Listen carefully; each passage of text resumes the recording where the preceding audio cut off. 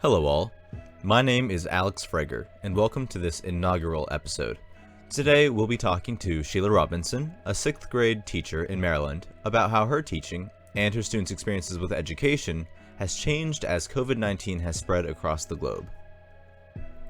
Just a quick note before we get started, there are a couple audio glitches throughout the conversation. Since meeting in person isn't the best idea right now, we had to make do talking over the internet. Now, without further ado, let's jump right into it. So hey, tell us a little bit about yourself. I'm Sheila Robinson. I am a 6th grade language and literature teacher at Annapolis Middle School. How has the coronavirus affected your teaching up to this point? Okay, so it's completely different now because everything is online. We haven't had officially to do anything for the county yet, but unofficially, I'd already set up my Google Classrooms with my kids before, way back in the beginning of the school year. So I've been able to be in contact with my kids, most of them. Some of them don't have access to a computer or to internet. Even if they have a phone, it's data. So as of yesterday, the county came out and we're trying to work that out with our kids who are in need. But so the big way it's changed is that it's all online now. And it's probably going to be that way for at least of course, it's officially going to be that way for the next 4 weeks. Mm-hmm. And kind of going off of that, how do you think it'll all affect your teaching in the future? In the future, that's a good one. So I think with all of us, teachers and students, getting more comfortable with using technology, because right now my kids are in 6th grade. Most of them see it as a toy and not a tool. And I've told them, over the year, I tell my students every year, this is not a toy, it is a tool when you are in class. Of course, it's a source of lots of fun when you're not in class, but, and they're in their home environment now, and they have to switch that thinking. In school, it's a little bit different because you'll get in trouble if you're playing on a game when we're supposed to be doing research or doing something else. But at home is where they've usually used it just as a toy. So it requires them to jump in their thinking. So in the last 2 weeks, we've just been kind of practicing with it. And I'm practicing having them go to different places and comment on different things that they've read. And that's really new to them.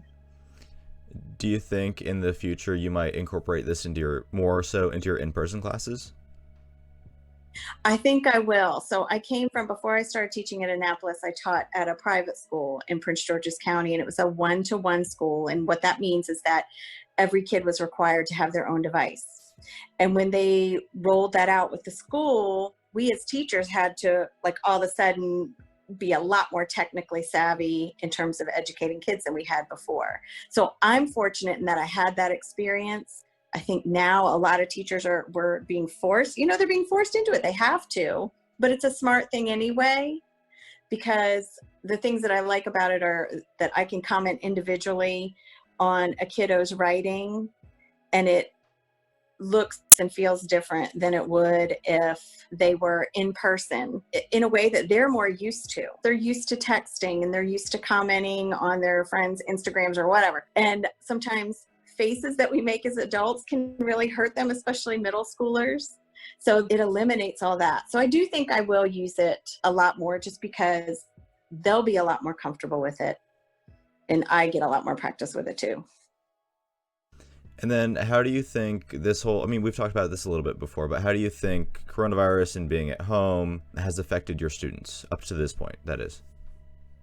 I think a lot of my parents are stressed out, and that might be coming out onto their kids, even though they might not mean to. It's just hard because I know that parents right now feel very on the hook, I guess, for their child's education. My kids are feeling super isolated, which tells me that their parents are doing a good job keeping them, indoors and away from crowds. It's very hard for kids to understand why that's so important, especially if nobody around them is personally affected by the coronavirus, if nobody around them is sick. basically. They can't really have an understanding of it. I just got a message this morning from one of my kids who was like, it's going okay. Because I had put out this question on Friday, how's everybody doing with this, online learning test? And he said, it's okay, but I miss seeing everyone. Middle schooler kids, you can't get more social than middle schooler kids. And just as human beings, we crave that connection. And a lot of my kids have been asking me, what are we going to do are we going to have an online meeting? Miss Robinson, have you ever heard of Zoom? Have you ever done this? Have you ever done that? So they really are looking for just ways to connect with each other. So I'm going to set that up next week and try to do it a few times a week, not just class by class, but set up opportunities for kids from all my classes to kind of interact together. And I had to set up guidelines for it. Like, I usually have the settings where they can't talk to each other, they can't comment, because then you get stuff like, hey, what's up, boy? And that's just not academic conversation. But they're missing a lot of that. So I turned my comments back on and I set up some guidelines for it, just like I would in a regular classroom. And they've been wonderful. Even like my hardest students that I thought to reach, I've got, kids who will side-eye me during class. My kids who act the toughest in class are the ones who are probably having the hardest time, because it doesn't matter to me how they act toward me. If they kind of grunt at me and I'm like, oh, you mispronounced good morning. So, just kind of, because middle school is just hard. I worry about the kids who have food insecurity on a regular basis. I worry about the kids who, where home is not their safe place, where school was their one safe place. But I have been reaching out to families and just letting them know that, I'm here. What do they need? There's Google Classroom. So hop on there because we can communicate with each other on there. And I have to, most of them have responded positively. I think it's just a hard time for parents right now because they feel very charged with their child's education. And I'm trying to be that, okay, we just got directions and we'll figure it out. Your child's teacher's going to reach out to you and they're going to explain what that looks like.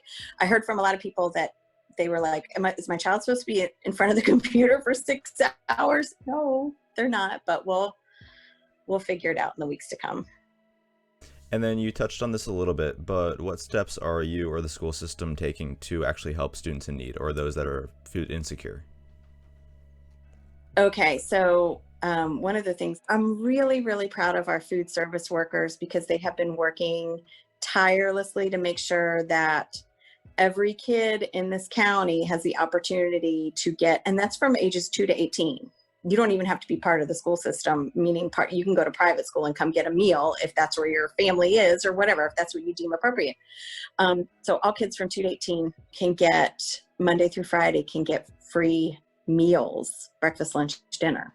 And they're given out like in one packet, and parents can't just come and say, hey, I'm getting this for my kid. You have to have that kiddo with you. But so they're really doing a great job feeding the kids. I worry about my kids who can't necessarily get to one of the locations where that's happening. My school happens to be a distribution center, and most of my kids, even though it's a long walk, unless they're IB students, most of my kids can walk there or take city bus, and they're very familiar with city buses if they live within the city limits.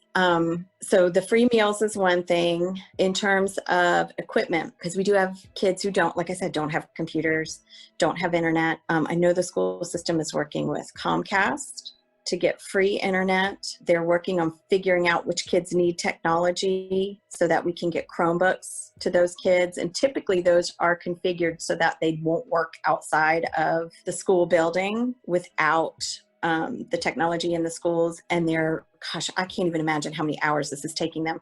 They're working to get those so that they can be up and running off the premises so that every kid who needs it can get one. So we talked a bit about how it'll affect teaching in the future, but how do you think this might affect students' education in the future?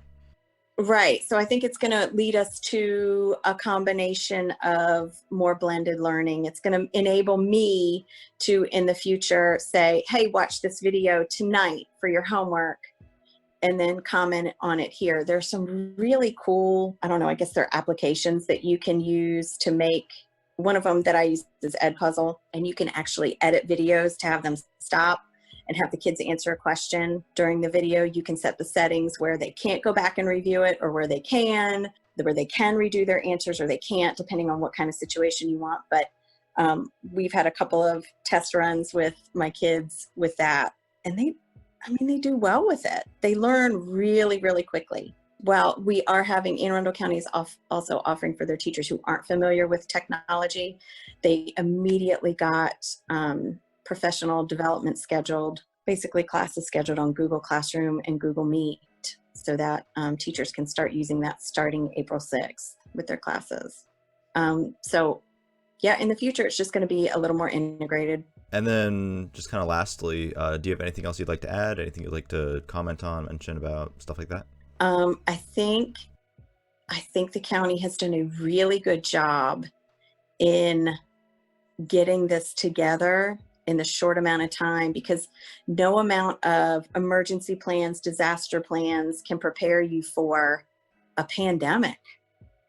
That was not something that was on my radar, and that's probably arrogant as a human being who knows that we're vulnerable to things. You just think, oh, well, in this day and age of modern medicine, that's not, it's happening right now. So I think they've done a really good job. And I think teachers too, we just miss our kids so much. And we're in teaching because we love to teach. And we look forward to summer. We don't look forward to this long of a break in the middle of the school year. It's just weird. It's just weird. But I think parents and teachers, if we're working together and giving each other a lot of grace and a lot of flexibility, I think our kids will come out of this just fine. Well, thank you very much for talking. Thanks everyone for listening in.